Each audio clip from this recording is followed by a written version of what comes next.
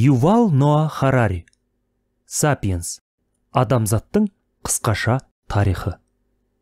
Екінші бөлім. Аграрлық революция. 11-ші сурет.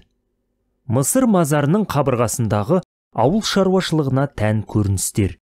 Шамамен 3,5 мың жыл бұрын. 5-ші тарау. Тарихтағы теңдессіз алаяқтық. 2,5 миллион жыл бойы адамдар өсімдіктерді теріп, өз бетінше өсіп өнген жануарларды аулап қоректенді. Homo erectus, Homo ergaster және неандерталдық інжірдің жемісін жинап, жабай ешкілер мен қойларды қолға түсірді, бірақ олардың тіршілігін реттеуге тырыспады. Олар інжірді қайда егіп, отарды қай жерге жаю, немесе қай саулықты қай қошқармен шағылыстыру мәселесіне де бас қатырмады. Homo sapiens шығыс Африканың шегінен шығып, таяу шығысты, содан соң бүкіл Азия мен Еуропаны игеріп, Австралияға да, Америкаға да жетті. Қайда барса да, ол бұрынғысынша терімшілікпен және аңшылықпен күнелтті. Қарны тоқ, уайымы жоқ болса, әлеуметтік құрылымы тұрақты тұрса, діні жетіліп, әлемге иелік етіп жатса, оған тұрмыс салтын өзгертудің керегіне. Осының бәрі шамамен 10 мың жыл бұрын, уақыты мен күшін аямастан, өсімдіктер мен жануарлардың кейбір түрлерін өсірумен сапиенс шындап айналыса бастаған кезде өзгерді. Таң атқаннан күн батқанға дейін адамдар дән сеуіп, өскіндерді суарып, арамшөпті жұлып, отарды өрістен өріске айдай бастады. Олар бұл шаруа терімшілік пен аңшылыққа қарағанда өздерін дәнмен, жеміспен және етпен әлденеше мол мөлшерде қамтамасыз ететінін түсінді. Аграрлық революция осылайша өрбіді. Отырықшы егіншілікке көшу біздің заманымызға дейінгі 9500-8500 жылдары оңтүстік шығыс Түркияның, батыс Иранның таулы аудандарында және Леванттың аядай аймағында басталып, бастапқыда баяу жүрді. Шамамен біздің заманымызға дейін 9000 жыл бұрын бидайды жерсіндіріп, ешкіні қолға үйретті. Бұршақ пен жасымықты шамамен біздің заманымызға дейін 8000 жыл бұрын, зәйтүнді шамамен біздің заманымызға дейін 5000 жыл бұрын мәденилендірсе, жылқыны біздің заманымызға дейін 4000 жыл бұрын қолға үйретті. Ал жүзім біздің заманымызға дейін 3,5 мың жыл шамасында мәдени өсімдікке айналды. Кейбір жануарлар мен өсімдіктер атап айтқанда түйені кешірек қолға үйретіп, кешеу жаңғағында кейінірек қолдан өсіре бастады. Тұтастай алғанда біздің заманымызға дейін 3,5 мың жылдар шамасында қолға үйрету мен өсімдіктерді мәденилендіру аяқталды. Технологиялар мен жан-жақты дамыған бүгінгі күні де адамзат қауымы калориялардың 90%-дан астамын ата-бабалары біздің заманымызға дейін 9,5 мың, 3,5 мың жылдар арасында өсіре бастаған өсімдік түрлерінен, яғни бидай, күріш, жүгері, картоп, тары мен арпа сияқты дақылдардан алады. Соңғы 2000 жылдың ағымында масаттана еске аларлықтай бірде-бір өсімдікті өсіріп немесе жануарды қолға үйрете алмадық. Миды аңшылар мен терімшілерден мирас қылсақ, қоректік негізді ежелгі егіншілерден мұраладық. Бұрындары әлемнің шар тарабына егіншілік таяу шығыстағы бір ғана орталықтан таралады деп есептеді. Қазіргі ғалымдар көптеген өңірде ауыл шаруашылығы дербес түрде пайда болған. Ол таяу шығыстағы аграрлық революция экспортының нәтижесі емес екендігін дәлелдейді. Таяу шығыстағы бидай мен көкбұршақ дақылы туралы түк білместен, орталық Америкада жүгері мен атбұршақ еге бастады. Ал Мексика мен Леванттың жетістіктері жайынан бейхабар оңтүстік Америкадағылар да картоп егіп, ламаны қолға үйретті. Қытайда аграрлық революцияның көсемдері күрішті, тарыны өсіріп, шошқаны қолға үйретсе, Американың алғашқы фермерлері жеуге жарамды тамыр жемістерді іздеу мен жер қазудан жалығып, асқабақ өсіруге кірісті. Жаңа Гвинеяда тәтті төңкеріс бұрқ ете қалды да, банан мен қант қамысы жайқалды. Ал Батыс Америкада адамзат бұл мезгілде Африка күріші мен тарысының, ақ жүгерісі мен бидайының соны мүмкіндіктеріне жол ашып жатты. Кейінірек осынау өңірлерден егіншілік алысқа ұзап, өрісін кеңейте түсті. Біздің заманымыздың бірінші ғасырында алуан пішіндегі ауыл шаруашылығын жер шары тұрғындарының түгелге жуығы игеріп үлгерді. Аграрлық революция неліктен Австралияда, Оңтүстік Африкада, Аляскада емес, Таяу Шығыста, Қытай мен Орталық Америкада өрбіді? Жауабы қарапайым. Өсімдіктер мен жануарлардың көпшілігін қолға үйрету мүмкін емес. Сапиенстер өздері қалаған жер құлақты жерден қазып алды, жүндес мамонттарды аулады. Бірақ бұл түрлердің қай-қайсысы да байлап бағып баптап өсіруге көнбеді. Саңырауқұлақтар тым кірпияз, ал мамонттар шектен тыс дүлей еді. Бағзы бабаларымыз жемісін терген өсімдіктердің, аңшылықпен азық еткен жануарлардың мыңдаған түрлерінің арасында қолдан өсіріп өндіруге жарамдылары онша көп емес болатын. Осы аз ғана түрлер барлық жерде емес, нақ аграрлық революция өрбеген өңірлерде ғана кездесетін. Бір кездері ғалымдар бір ауызды болды. Аграрлық революция адамзат үшін алға ұмтылған алып адым деді. Олар басты кейіпкері адамның ақыл иесі болған прогрестің тарихын айтты. Эволюция бұрынғыдан да ақылды адамдарды біртіндеп көбейтті. Ақырында олардың ақылды болған сонша табиғаттың құпиясын тауып, қойды қолға үйретіп, бидай өсіре бастады. Сол-ақ екен, олар қиын да қауіпті, көбіне аш құрсақ жүретін аңшылар мен терімшілердің тірлігінен қуана бас тартып көше беруді доғарды. Тоқшылық пен молшылыққа кенелген егінші мен бақташының тұрмысына бауыр басты. Екінші карта. Аграрлық революция таралған аймақтар мен мерзімдер. Археологиялық жаңалықтарды ескере отырып, дата мен картаға ұдайы өзгерістер енгізіледі. Мұның бәрі ертегі еді. Ұрпақтан ұрпақ алмасқан сайын адамзаттың ақылы молға түскеніне ешқандай дәлел жоқ. Аңшылар мен терімшілер аграрлық революцияға дейін де табиғат құпияларын адаспай, айқын түсінді. Олар өздері аулаған аңдардың құлқын, теріп жинаған өсімдіктердің қасиетін жете білгендіктің арқасында аман сау қалды. Аграрлық революция бірден жаңа, жеңіл өмірдің бастауы бола салған жоқ. Ежелгі егіншілер терімшілерден де қиын тұрмыс кешіп, көбіне аш құрсақ жүрді. Аңшылар мен терімшілер саламатты өмір сүрді. Көп тер төкпей, алуан түрлі әрі қызғылықты ермек тапты. Аштық пен ауру сырқауға сирек ұшырады. Аграрлық революцияның арқасында адамзат қауымы тұтынатын азықтың жалпы көлемі артқаны даусыз. Алайда шер астың көбеюі диетаның жақсаруы немесе көңілдің көншуі деген сөз емес қой. Жоқ, әрине, соның нәтижесінде демографиялық дүмпу болып, элита төбе көрсетті.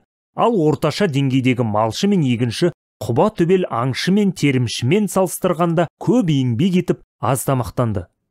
Аграрлық революция тарихтағы теңдессіз алаяқтық.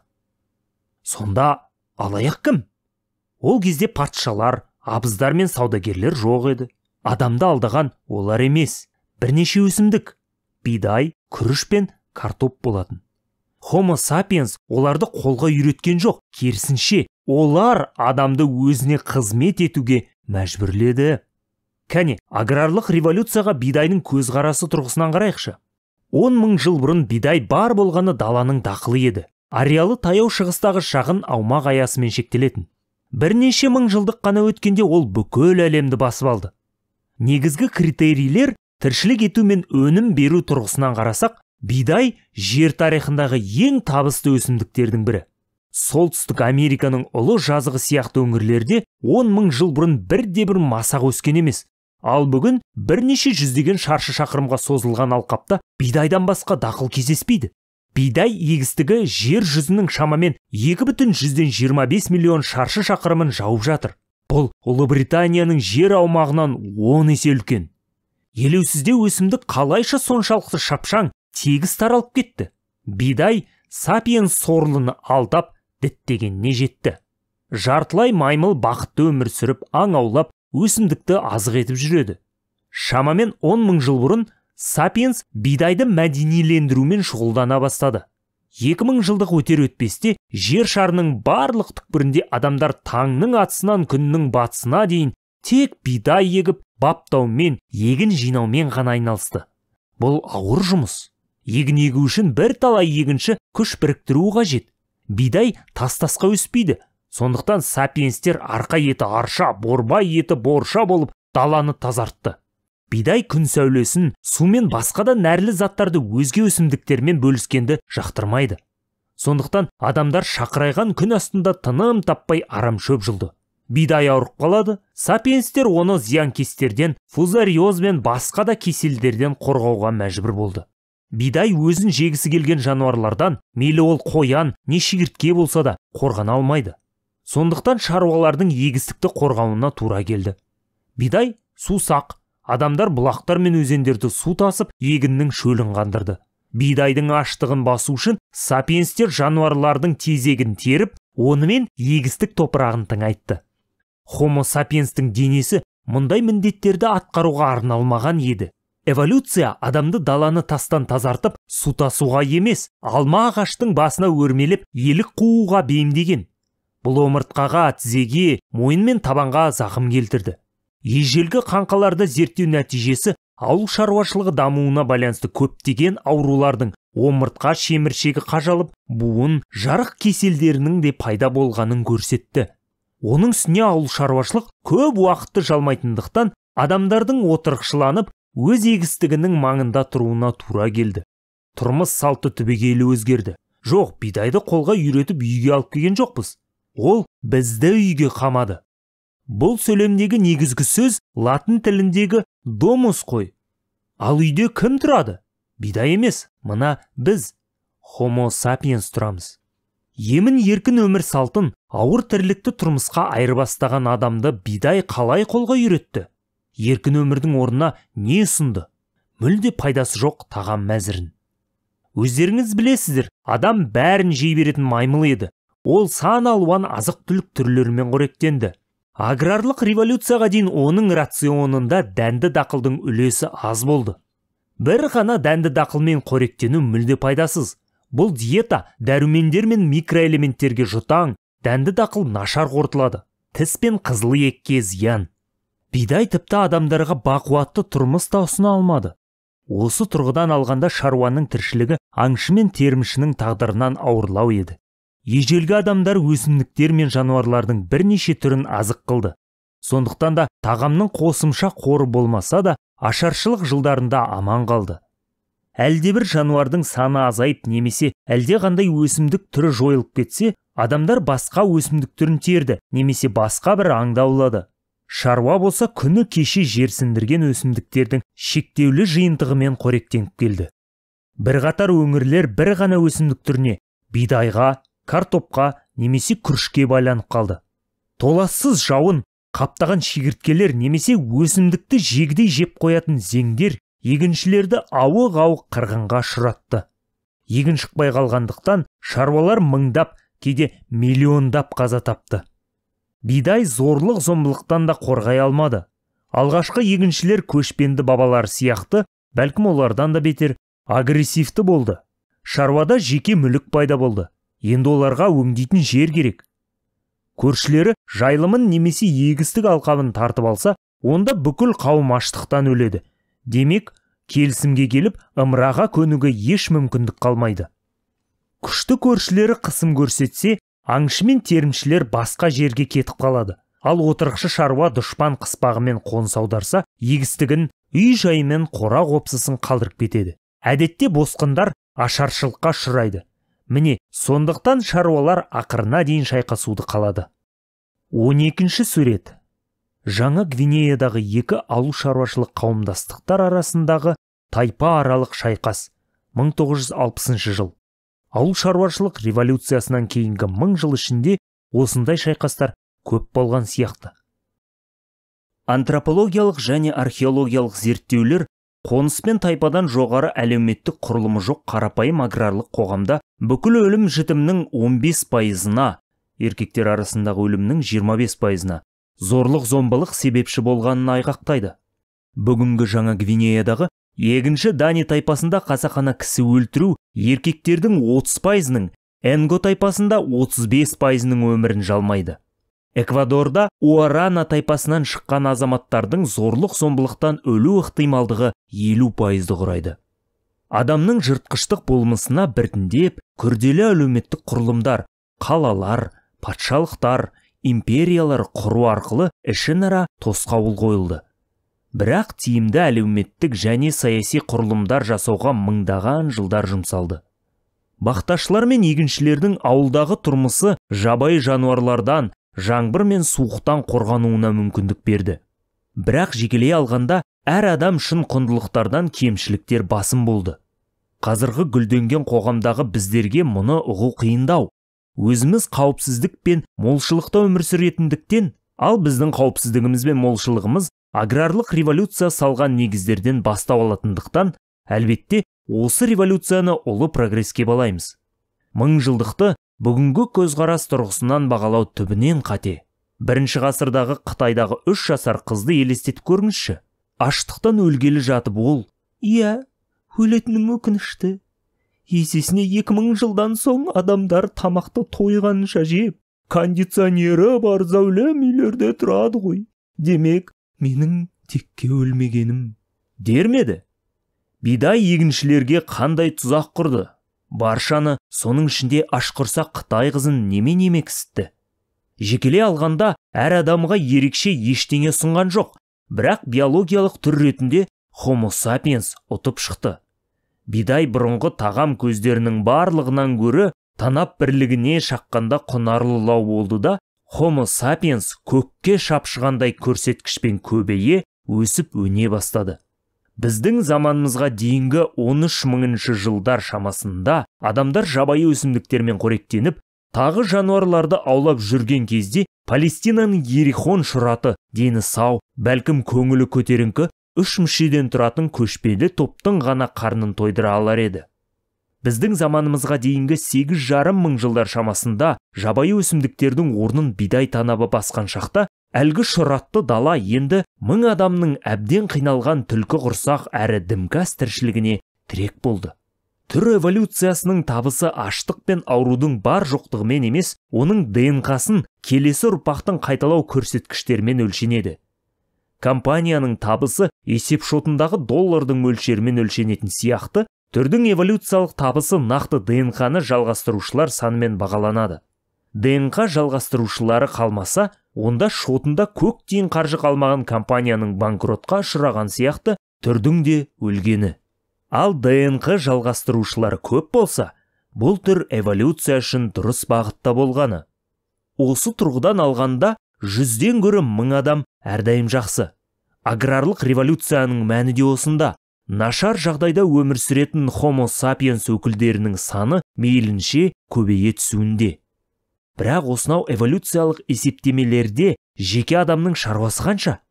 Сол бір геномды жалғастырушылар көбею үшін жеке адам өз тұрмыс тіршілігін деңгейін неге төмендетуге тиіс?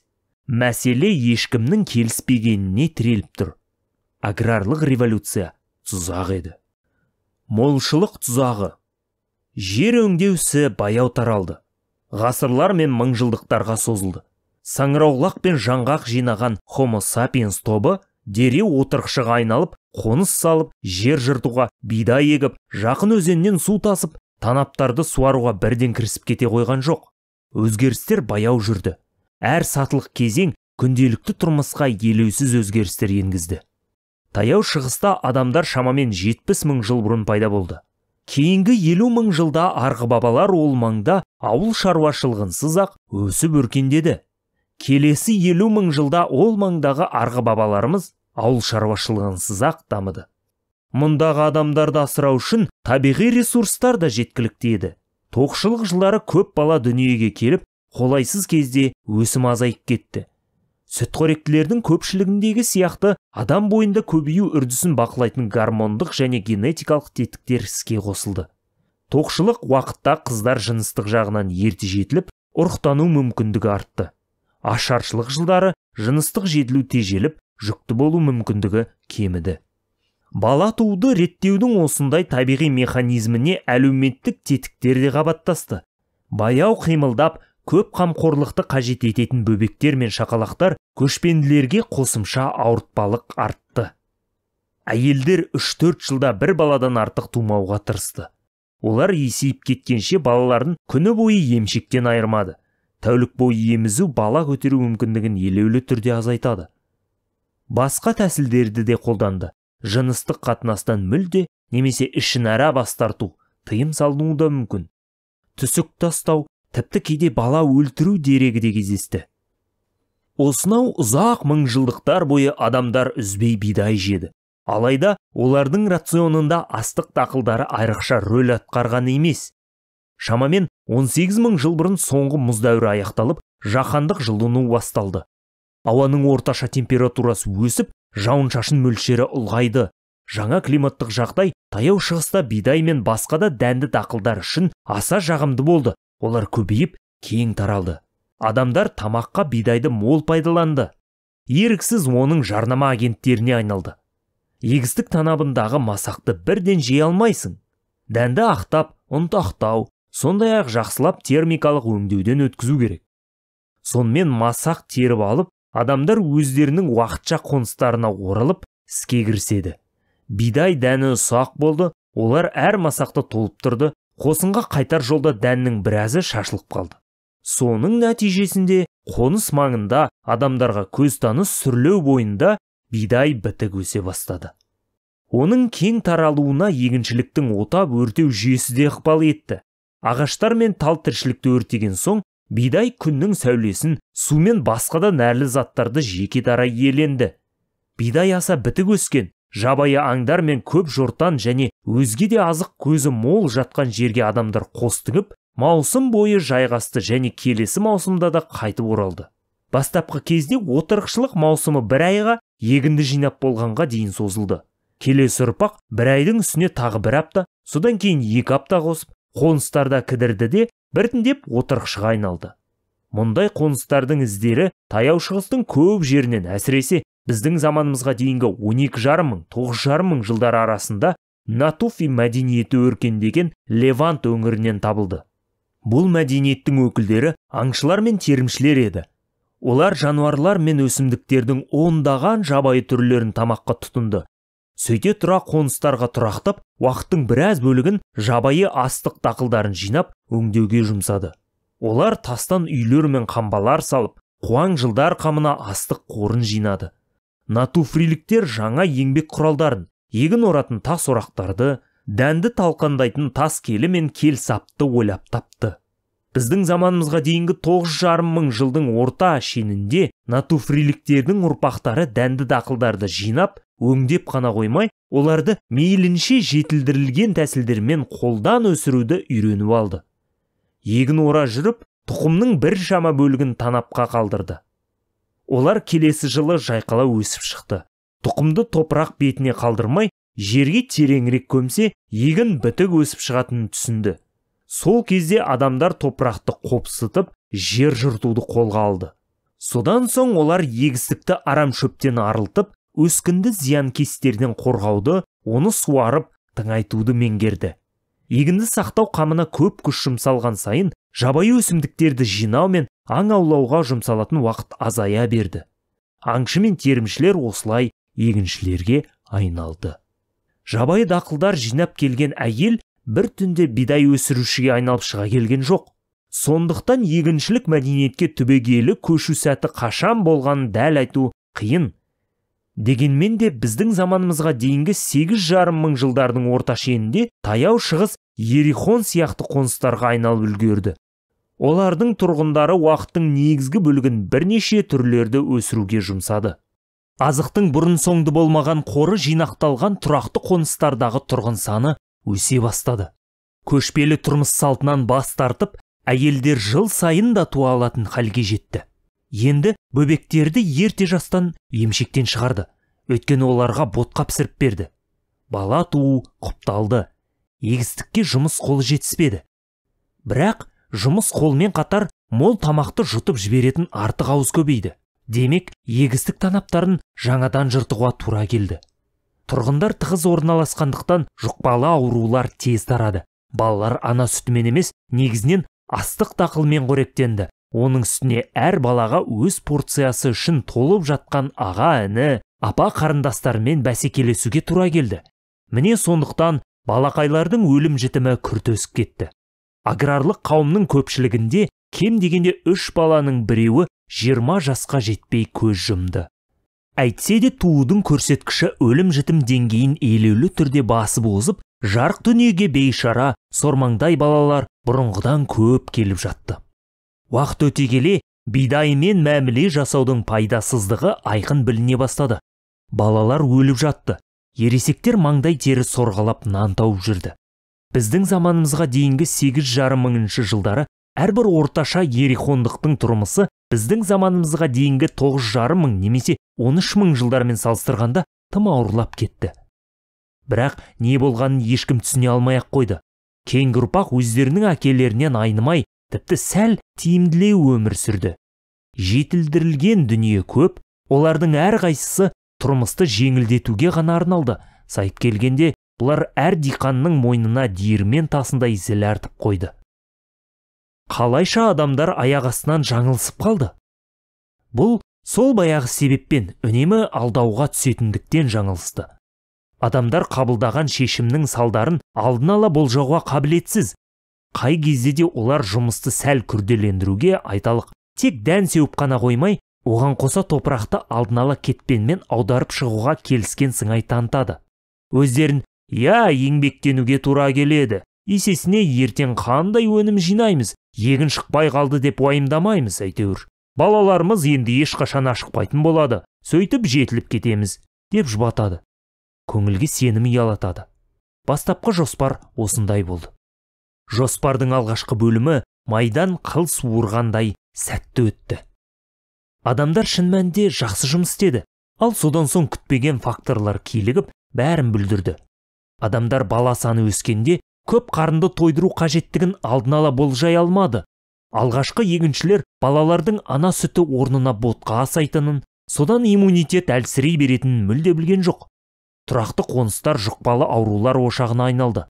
Адамдар бір ғана азық көзіне тәуелді бола отырып, табиғи апаттар төнген ретте өздерін алапат қатерге душар ететіндерін де болжай алмады. Бұған қоса лық толы қамбалар, ұры-қарылар мен дұшпандарды еліктірді. Қамал соғып, қарулануға, байлықтарын күзетуге тура келді. Кемшіліктерін көргеннен кейін адамдар неге бұл жобадан бас тартпады? Себебі бүкіл кемшіліктер түсінікті болып үлгергенше ұрпақтар буыны ауысып кетті де, кейінгілер бұрынғы адамдардың қалай өмір сүргенін білмей қалды. Сондай-ақ олар жан таласа көбейе отырып, өткен көпірлерін өртей берді. Егіншіліктің арқасында қоныс тұрғындары 100-ден 110 адамға көбейсе, онда тайпаластары бұрынғы байыпты әдет ғұрыпқа оралу үшін басы артық 10 адамның аштан өлуіне тура келер еді. Тығырықтан шығар жол қалмады. Тұзаққа мықтап түсті. Жарқын өмір, жайлы тұрмысқа жан таласа ұмтылу тұйыққа қамады. Бұл алғашқы тәжірибе еді, бірақ соңғы емес. Әдетте жастар оқу орнын бітіргеннен кейін 35 жасқа келгенше жеткілікті қаржы жиып, жағдайын оңдап алу үшін аянбай еңбек етуге бел буып, белгілі фирмаларға кіріп жатады. Содан соң ғана өз аңсаған іспен шұғылдануды ойлайды. Бірақ 35 жаста оларда ипотека, қымбат мектепте оқитын балалары, 2 машинаның өтемі, үй қызметшісіне төлейтін ақы, және де шәрбәт дәмді шай ішпей, шетелде шалқып демалмай өмір сүріп керегі не деген сезім бар. Шынымен қарабайыр тірлікке оралу керек пе? Жоқ әрине, енді бір ғана жол бар. Бұрынғыдан да бетер жұмыс істеп, қор жинауды жалғастыра беру. Тарихтың толып жатқан мызғымас заңдарының бірі мынау. Молшылық қажеттілікке айналып, жаңа міндеттер туындатады. Адам жаңа, жайлы жағдайға бой үйреткенде, солай болуға тиіс деп сезінеді. Өйткені сол жақсы өмірге ұмтылды ғой. Енді онсыз тұра алмайтын сәтте келеді. Қазіргі уақыттан тағы бір мысал келтірейік. Соңғы 10 жылдықта адамдар уақытты едәуір үнемдейтін әрқилы тұрмыстық техниканы, кір жуатын машинаны, шаң сорғышты, ыдыс жуғышты, сондай-ақ ұялы телефонды, компьютерді, интернетті ойлап тапты. Тұрмыс жайлы да, тыныш болды деп ойлады. Бұрын хатты жазып, конвертке салуға, марка жапсырып, ең болмағанда пошта жәшігіне дейін апаруға тура келетін. Ал содан соң жауабын күтумен күндер мен апталар, кейде айлар өтетін. Қазір электронды хатты теріп жазамыз да, әлемнің қиыр шетіне жолдай саламыз. Адресат сол сәтте компьютердің алдына отырса, минут өтпей хабарын береді. Міне, қанша уақыт пен күш жігерімізді үнемдейміз. Бірақ өміріміз жайлы да тыныш болды деп сендіре аламыз ба? Жоқ әрине. Қағаз пошта дәуірінде адамдар әлде бір маңызды нәрсені хабарлау керек болғанда ғана хат жазды. Олар басына сап ете түскен ойды қағазға түсіре салған жоқ, не айту және оны қалай жеткізу керегін мұқият ойластырды. Өздері де ойда екшеп, санада саралаған жауап күтті. Қарапайым адам бір айда шамамен 6 хат жолдап алып отырды. Ешкім өзін табан астында жауап жазуға міндетті сезінген емес. Қазір күн сайын 6 емес 50-дей хат аламыз. Бәрі сол сәтте үн қатуымызды күтеді. Уақытты үнемдегіміз келді. Бірақ соның орнына жылдамдығымыз артып, бұрынғыдан 10 есе тез екпінмен зымырап барамыз. Күндеріміз бұрынғыдан бетер қарбаласқа толып, көбірек күйгелектенетін, басымыздан өтіп жатқан жайттарды бақылай алмайтын халге жеттік. Анда-санда әлдебір тоң мойын Луддит электронды пошта жәшігін ашудан бас тартып жатады. Осыдан 1000 жыл бұрын адамдардың кейбір топтары жер шыртып, егін егуден бас тартқаны молшылық азғырмасынан қашқаны сияқты. Бірақ аграрлық революция салтанат құру үшін ол өңірді мекендеушілердің барлығы бірдей ол үдеріске қатысуы қажет болған жоқ. Алдарынан біреу шықса жетіп жатты. Бір топ адам таяу шығыста ма, әлде орталық Америкада ма, бәрібір. Отырықшы тұрмыс салтына көшіп, алғашқы дәнді немесе көшетті егу мұң екен, егіншіліктің жарқын келешегі қолмен қойғандай айқындала түсті. Сол бойда елеулі демографиялық үдерістер басталып, қоныс тұрғындары өсті. Егіншілер аңшы мен терімшілерден көп болып шықты. Әлгілер аңшылық алқапты тастап қашуға, не болмаса өздері де кетпен шауып, мал бағуға мәжбүр болды. Қандай жағдайда да дәстүрлі тұрмыс салты тоқырап, тозғындауға ұшырады. Молшылықтың тұзағы туралы тарих маңызды сабақты мазмұндайды. Мамыражай тіршілік, жеңіл тұрмысты іздеу барысында адамзат жойқын өзгерткіш күшті уыстан шығарып алды. Ол әлемді күтпеген, тіпті адам басының өзі қаламаған бағытқа бұрып әкетті. Ешкім аграрлық революцияны жоспарлаған жоқ және адамның дәнді дақылға тәуелді болуын әдейі ойластырған емес. Таяу тұрған қарапайым мақсаттарды, қарын тойдыруды, қандайда бір қауіпсіздік қамтамасыз етуді ғана көздеген бірнеше жеңіл шешім қабылдады. Бірақ нәтижесінде бұл шешімдер ежелгі аңшы мен терімшілерді шақырайған күннің астында қисапсыз құмырамен су тасып, бидайды суаруға мәжбүрледі. Жоғарыдан араласу. Тұзақ теориясы аграрлық революцияны өкінішті қателік ретінде қарастырады. Тарихта бұдан да сорақы жаңсақтықтар мысалы жетерлік. Басқа да болжамдар бар. Мүмкін соншама күрт өзгерістерге ұшыратқан тұрмысты жеңілдету қамы емес шығар. Адамның басқа да мақсаты болуы мүмкін. Мәселен, соған жету үшін өз өмірін саналы түрде күрделендірсе ше. Ғалымдар тарихи факторларды экономика мен демографияның қасаң түсініктерімен ұштастыруға тырысады. Мұны рационалды, математикалық ойлау жүйесі талап етеді. Бүгінгі тарихты зерделеу барысында идеология мен мәдениет сияқты материалдық емес факторларды есептен шығарып тастау мүмкін емес. Бұл жерде елемеуге қақымыз жоқ жазбай қақтар қолда бар. Көптеген құжаттар, хаттар мен мемуарлар Екінші дүниежүзілік соғыс азық-түлік жетіспегеннен немесе тұрғындар саны шектен тыс көбейіп кеткендіктен басталмағанын дәлелдейді. Алайда Натуфи мәдениетінің құжаттары жоқ. Міне, сондықтан да соншама көне дәуірді зерттеу ісінде кесімді уәжді материалистер ғана айталады. Жазу сызуды әлі білмеген адамдардың экономикалық қажеттіліктерден гөрі дінге жүгінгенін қалай дәлелдейсің? Кейде өте сирек жағдайда сәттілік осы жұмбақтардың кілтін жолдайды. 1995 жылы археологтар Түркияның оңтүстік шығысындағы Göbekli тепені, Томпақ төбе, қаза бастады. Ежелгі қабаттан қоныстың, үйлер мен тұрмыс заттарының іздері байқалмады. Есесіне, одан ғажайып өрнекпен безендірілген монументалды конструкция, салмағы 7 тоннадай, биіктігі 5 метр балбал тас табылды. Ал таяу маңдағы тас кенішінен бәдізделуі бітпеген, салмағы 50 тонна тартатын тағы бір сын тасты қазып алды. 13-ші сурет. Göbekli тепедегі монументалды құрылыстың қираған үйінділері. Оң жақта айшықты өрнектермен бәдізделген тас сағаның биіктігі 5 метр. Археологтар дүние жүзіндегі мұндай сынтастармен жақсы таныс. Солардың ең белгілісі Англиядағы Стоунхендж. Бірақ Göbekli Tepe'дегісі бұрыннан белгілі монументалдық құрылыстардан әсерлі бітіммен ерекшеленеді. Стоунхенджді біздің заманымызға дейінгі 2000-5000 жылдардың орта шенінде дамыған егіншілер қоғамының мүшелері салған. Ал Göbekli Tepe құрылысы одан әлдеқайда көнелеу. Кейбір нышандарына қарағанда, оны біздің заманымызға дейінгі 9500 жылдары аңшы мен терімшілер тұрғызған. Бастапқыда археологтар бұған сене алмады. Әйтсе де талдаулардың барлығы оның мерзімі тым көнелігін, құрылысшылардың ауыл шаруашылық тұрмыстан бұрын өмір сүргенін анықтады. Демек, ежелгі аңшы мен терімшілердің қабілеті, олардың қоғамдық құрылымы мен мәдениеті де бұрын ғылымда айтылып жүргендегіден әлдеқайда күрделі болған.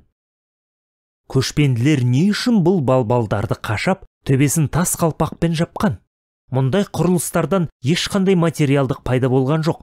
Болуға да тиіс емес. Бұл мамын соятын қасапхана, жауын-шашыннан қалқалайтын немесе арыстаннан тығылатын пана емес. Шындыққа жуысатын бір ғана теория қалады. Бұл діни ғимарат.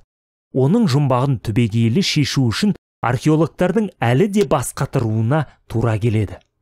Не үшін салынғаны белгісіз, әйтсе де ежелгі аңшылар мен терімшілер одан уақытын да күш-жігерін де аямаған.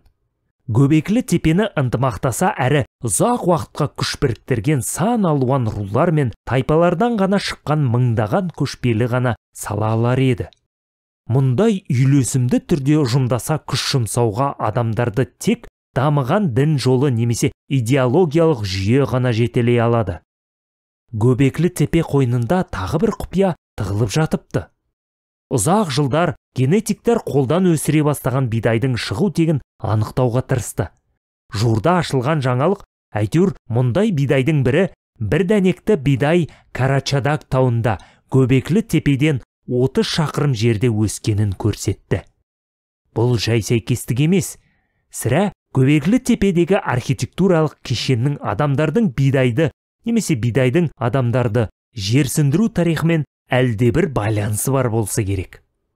Осы монументалды ғимаратты салғандарды, ал содан соң оған жиналғандарды тамақтандыру үшін азық-түліктің орасан мол қоры қажет еді.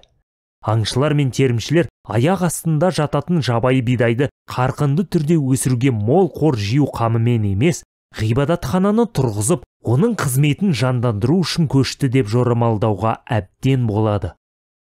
Бидай талап еткен құрбандыққа бас тігуге адамдарды итермелеген де міне дін екен. Мынандай жорамал бар. Адамдар отырықшылық тұрмыс салтына көшіп, қоныстар салды. Ол молшылыққа кенелген кезде оның ортасында ғибадатхана тұрғызды. Göbekli Tepe'ден табылған олжа ең әуелі ғибадатхана тұрғызу, содан соң ғана оның төңірегіне қоныстар салу ықтималдығын көрсетті. Революция құрбандары. Адамдар мен дәнді дақылдар арасындағы Фауст мәмілесі адамзаттың жын әлемімен жасаған келісімдерінің басы да, соңы да емес.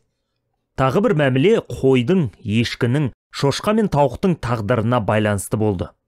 Жабайы қойларды аулаған көшпенділер отардың құрылымын біртіндеп өзгерте берді. Бұл үдеріс сірә таңдап алудан басталған шығар. Адамдар тек ересек қошқарларды, ал саулықтардың аурулары мен кәрілерін ғана сойған тиімді екенін түсінді. Отардың өсімін қамтамасыз ету үшін қошақандар мен шағылысуға жарамды тұсақтарға тиіспеді. Келесі кезең қойлардың арыстаннан, қасқырдан, бәлкім бөгде аңшылардан қорғау еді. Әрі қарай осылай кете береді. Отарды бақылап, күзету оңай болу үшін шатқалға қамады. Ақырында адамдар жарамды қойларды іріктеуге көшті.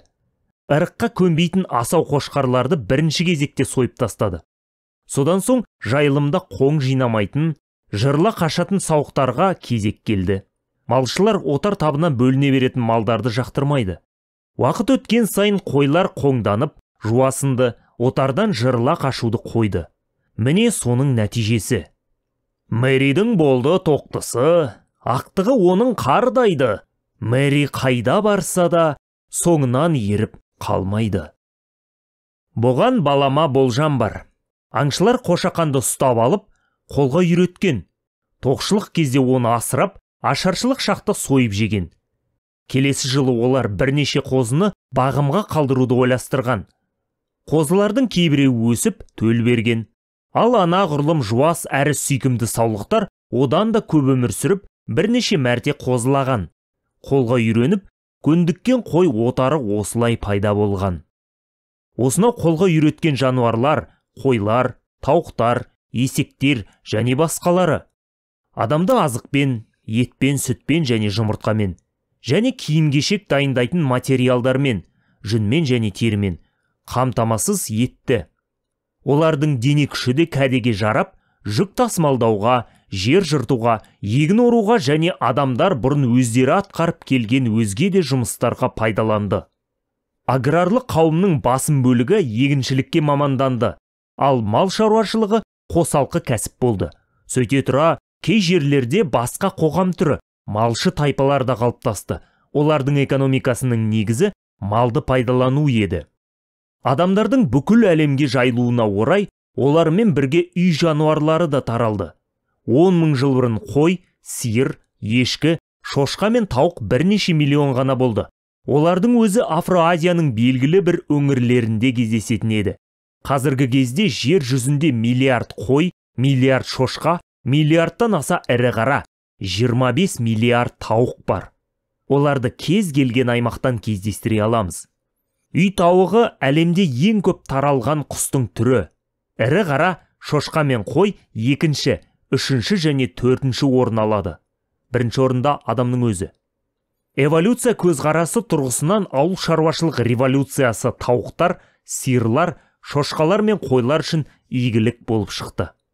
Өкінішке қарай, жетістік туралы уәж айтуға осы бір параметр жеткіліксіз.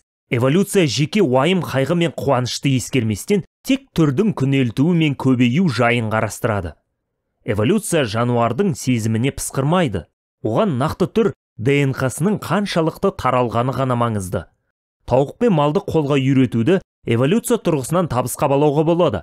Ал бірақ бұлар жер бетіндегі ең бейшара тіршілік иелері ғой. Қолға үйрету қатал қағидалар мен тәжірибелерге негізделіп, ғасырдан ғасырға өткен сайын бұрынғыдан бетер қытымырлана берді. Жабайы тауықтың табиғи өмір сүру ұзақтығы 7-12 жыл, ал ірі қара малдікі 20-25 жыл. Жабайы жағдайда құстар мен жануарлардың көпшілігі әлдеқайда ерте өледі, бірақ бәрібір олардың біршама жыл тіршілік етуге мүмкіндігі бар. Керісінше, қолға үйренген тауық пен жануардың басым бөлігін туғанына бірнеше апта, ай өткенде сояды. Себебі бұл бәрінен де пайдалы. 3 айдан кейін семірмейтін болса, әтешті 3 жасқа дейін жемдеп керегіне. Жұмыртқалағыш тауықтар, сауын сиырлар мен жегетін мал әдетте көп жыл өмір сүре алады, бірақ ол өмір қымбатқа түседі. Құлдықтың, қанаудың қатаң режимі, тіршілік иесінің қажеттіліктері мен қалауына мүлдем қайшы өмір салты. Кісімсінген маймылдың бишігіне бағынып, жүк тиелген арбалар мен соқаларды сүйрегеннен гөрі, бұқалар да өзге бұқалармен, сиырлармен бірге өрісті еркін кезіп жүргісі келетін шығар. Бұқаларды, жылқыларды, есектер мен түйелерді басыбайлы жегетін малға айналдыру үшін олардың табиғи инстинкттері мен табынның әлеуметтік құрылымын жою, долығы мен агрессиясын тыйып, жүріп тұру еркіндігін шектеу керек болды. Осы мақсатпен әрқилы амалдар жасады. Қораға немесе торға қамады, қайыспен және жүгенмен ауыздықтады. Оларды қамшының және біздің көмегімен көнбістікке үйретіп, меркіттірді. Қолға үйрету деген сөз малдың еркегін піштіру дегенде мағынаны білдіреді. Сонда ол бұрынғыдай долық күй кеше алмайды. Сол арқылы адам малдың көбею үдерісін ырқына бағындырды. 14-ші сурет. Мысыр мазарының қабырғасындағы мына суретті біздің заманымызға дейінгі 1200 жылдар шамасында салған. Екі өгіз жер жыртып барады. Табиғатта күрделі құрылымы бар үлкен табындарда мал емін еркін жүрді. Ал қолға үйретіліп, піштірілген өгіз тар қорада, шықпыртқан қамшы соққысының астында, жалғыз өзі не қосақта митыңдап, өлмешінің күнін кешті. Осынау өмір салты жануардың дене бітімдік те, сезімдік және әлеуметтік те талап тілегіне еш сәйкес келмейді. Қартайған кезде өгіз соқаны тарта алмайды, сондықтан оны сойып алады. Мысыр егіншісінің бүкшиген кейпіне назар аударсаңыздар, ол да тәні мен жанын, ақыл-есі мен әлеуметтік қарым-қатынастарын діңкілдететін ауыр жұмыспен ғұмырын өткізгені көрініп тұр. Жаңа Гвинея қауымдарының көпшілігінде адамның байлығы дәстүрлі түрде бағымындағы шошқаның санымен өлшенеді. Шошқалары қашып кетпес үшін аралдың солтүстігіндегі бақташылар әр торайдың тұмсығын кесіп тастайды. Мұндай жарақат алған доңыз ештеңені иіскей алмайды, өздігінен тамақ жеуге, тіпті жол тауып жүруге шамасы келмей, қожасына толық кіріптар болады. Жаңа Гвинеяның өзге өңірінде бұрын шошқаның көзін шұқып, ағызып жіберетін әдетте болған. Сүт өнеркәсібі де малдың бойындағысының бәрін ақырғы тамшысына дейін сығып алуды меңгерді. Сиырды, ешкі мен қойды төлдеген бойда сауға болады. Және мал әбден суалғанша, төлдері емшек соруын доғарғанша сүт бере алады. Сүт алу үшін бақташы төлдеу сәтін күтуге, бірақ төлдің уызына жары емуіне жол бермеуге тиіс. Баяғы заманнан бүгінге дейін қолданып келе жатқан ең қарапайым тәсіл, туған бойда лақ пен бұзауды өлтіре салып, енесін суалғанша сау, содан соң қайтадан ұрықтандыру. Бұл әдісті қазір де кеңінен қолданады. Қазіргі сүт фермаларында сиырға әдетте шамамен 5 жыл өмір береді, содан соң қасапханаға аттандырады. Осы 5 жылдың түгелге жуығында дерлік ұдайы буаз күйінде өткереді. Сүт өндірісін тоқтатпау үшін бұзауларына 2-4 ай толмай жатып, қайтадан ұрықтандырады. Туған бұзауларды көп ұзамай енесінен айырады да, ұрғашыларынан сүтті сиырдың келесі легін өсіріп шығарады, ал еркектерін ет комбинатына жөнелтеді. Басқа бір әдіс, бұзау мен лақты енесімен бірге ұстау, бірақ олардың көп еміп қоюына жол бермеу.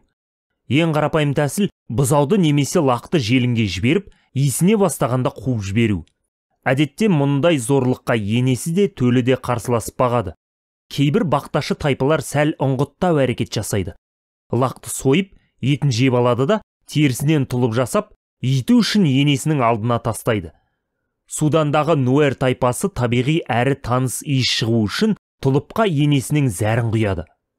Нуэр бақташылары басқа да қулық ойлап тапты. Бұзаудың тұмсығына тікенді тұмылдырық кигізеді. Еме бастағанда енесінің желіні ауырып, төлін өзі-ақ жолатпайды. Сахарада түйе өсіретін туаректер сүтті сора алмас үшін ботаның танауымен жоғарғы ернін кесіп немесе тесіп тастайды. Аграрлық қауымдар қолға үйреткен жануарларға мұндай қатыгездікті өне бойы көрсеткен емес. Қолға үйреткен аңдардың кейбіреулерінің айы оңынан туды деуге болады. Еті емес жүн үшін өсірген қойлар, сүйікті мысықтар мен иттер, сондай-ақ жорық пен бәйге аттары біраз артықшылықтар иеленіп, мырғамға батты. Рим императоры Калигула тіпті сүйікті айғыры Инцитатты сенат қызметіне тағайындағысы келгенміз. Құл иеленушілер өз құлдарына көңіл бөлгені сияқты, бақташылар мен егіншілер де кей-кейде өз жануарларына жанашырлық танытып, баптап бақты. Патшалар мен діни қызметкерлер өздерін shepherds, бақташы деп атап, халыққа жасаған жақсылықтары мен қамқорлығын бақташының табынды бағып күтуіне теңеуі тегін емес. 15-ші сурет. Қазіргі өнеркәсіптік фермадағы бұзау. Туған бойда оны енесінен ажыратып, көлемі жануардың тұрқынан сәл-ақ үлкен шартаққа қамап тастайды. Оның орташа есеппен 4 айдан аспайтын қысқа ғұмыры осындай қапаста өтеді. Ол шартақтан шықпайды, басқа бұзаулармен асыр салып ойнай алмайды. Себебі адамдар оның бұлшық еттерінің қатайып, шыныққанын қаламайды. Болсаң бұлшық еттер тіске жұмсақ келеді.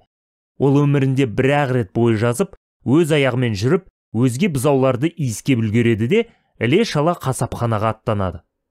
Эволюциялық көзқарас тұрғысынан сиырлар жер бетіндегі ең жолы болған түр саналады. Ал бірақ ғаламшардағы ең бейшара, соры арылмаған жануарлар ғой. Тарихты бақташының емес, отар қой, табын сиырдың көзқарасы тұрғысынан қарастырсақ, қолға үйреткен жануарлардың көпшілігіне осы аграрлық революцияның өзі орасан зор бақытсыздық алып келгендей әсер қалдырар еді. Аты шулы эволюциялық жетістік шынымен соншалықты бағалы ма? Өміріне риза мүйіз тұмсық өз түрінің тағдыр таланы хақында бас қатырып аса қинала қоймас. Соңғы болса қайтеді енді. Ал үй сиырларының санының көптігі әр бұзаудың жекелей көңілін жұбатып, тартқан азабын өтей алмайтын шығар. Эволюция табысы мен жеке игіліктің сәйкес келмеуі сірә аграрлық революциядан алатын маңызды сабақтарымыздың бірі шығар. Ал өсімдіктер, бидай, жүгері үшін бұл эволюциялық орын игілікке айналды десек, сиыр, қой, сапиенс сияқты сезімдер мен күйзелулер шоғырын иеленген жануарлар үшін қиын іс болды. Келесі тарауларда біздің түрдің ұжымдық күш-қуатының қарыштай өсуі мен айқын эволюциялық табысы жеке адамдардың күйзелісі мен қасіретіне толы болғанына әлсін оралып отырмақпыз.